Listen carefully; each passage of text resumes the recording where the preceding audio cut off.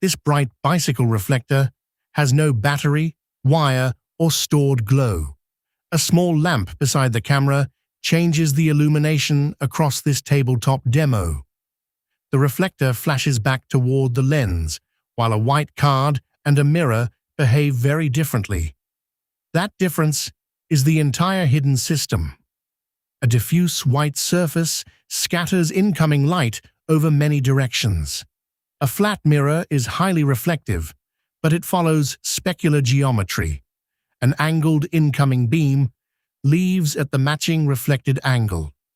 Unless the camera happens to be in that outgoing path, the mirror can look surprisingly dark. A retroreflector is designed to redirect part of the beam back near the direction it arrived from. Watch what happens as the lamp moves sideways.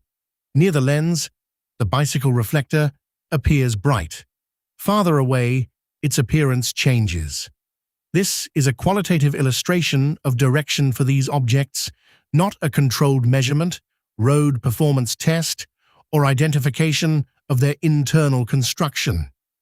The original diagrams and cited sources carry the mechanism and factual claims. The road geometry makes that return useful. A driver's eyes and a vehicle's headlights are not in the same place, but from a marker far ahead, they are relatively close together.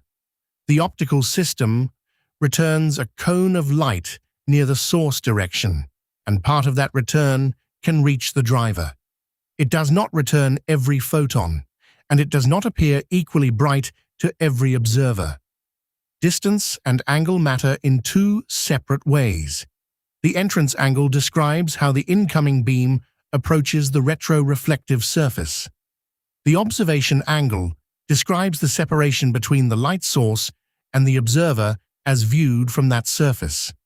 Change the lane position, vehicle, mounting height, road curve, or marker orientation, and those relationships change. A useful road product is therefore designed and evaluated over specified geometries, not by asking whether one ray in one perfect diagram comes straight back. These tabletop samples demonstrate direction only. Their internal construction is not identified here. Road devices also differ. A lane marking, tape, raised marker, or sign can be retroreflective without sharing one construction. Two important road families documented by highway sources are glass beads and cube corners. Many pavement markings use tiny transparent beads, partly embedded in paint, thermoplastic, epoxy, or another binder. The exposed part admits light. The curved bead refracts that light, meaning the ray bends as it enters. The material behind the bead provides a reflecting or scattering region, and part of the light travels back through the bead toward the vehicle. The amount of bead exposed matters. A bead buried completely cannot accept useful incoming light. A bead that is barely held may be knocked loose quickly.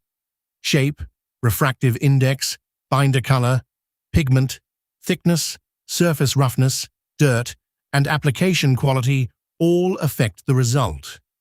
That is why a visible painted line can remain present in daylight even after its nighttime retroreflective performance has faded.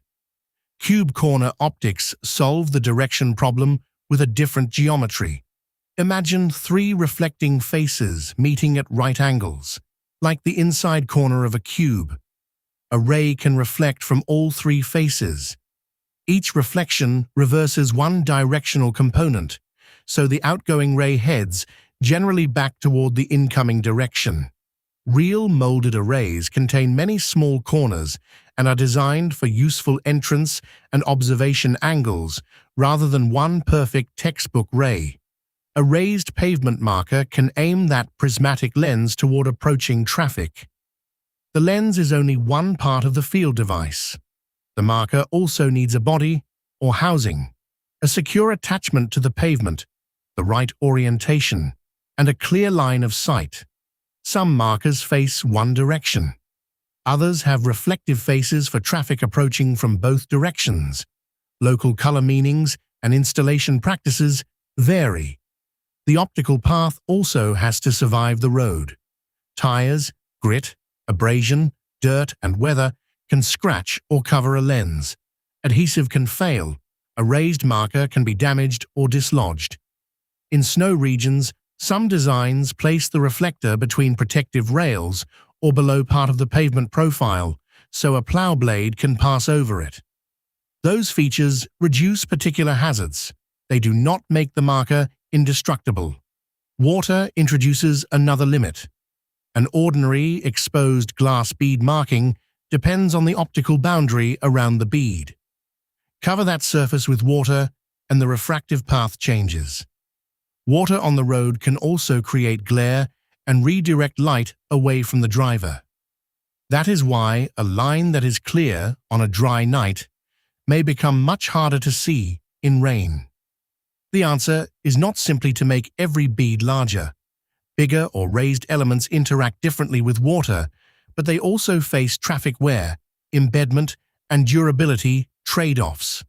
Wet reflective paints, tapes, and thermoplastics can use high-index beads, ceramic elements, clustered optics, raised patterns, or recessed installations. Those are different systems, with different costs, field conditions, and maintenance needs. Maintenance is part of the optical design. Beads can be lost while the binder remains. Lenses can crack. Dirt can accumulate. Pavement can wear, and a marker's bond can weaken. Agencies may use measured retroreflectivity, nighttime visual inspection, expected service life, scheduled replacement, or combinations of methods. A bright new sample on a tabletop says nothing about how long a field installation will stay useful. The current U.S. traffic control framework includes methods for maintaining applicable longitudinal pavement markings, but those requirements have scope, exceptions, measurement geometries, and implementation dates. Other countries and local agencies use their own standards and practices. This episode explains the physical dependency, not legal compliance, for a particular road. Now, rebuild the system from the light source outward. The headlight sends a beam toward the marking. A glass bead or cube corner array redirects part of it back near the source direction. The driver sits close enough to that source to receive some of the return.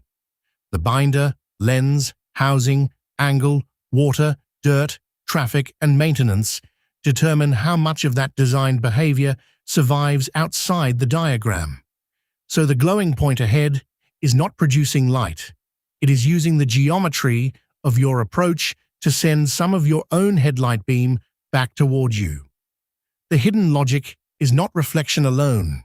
It is reflection aimed at the source, packaged for a road, and maintained long after installation.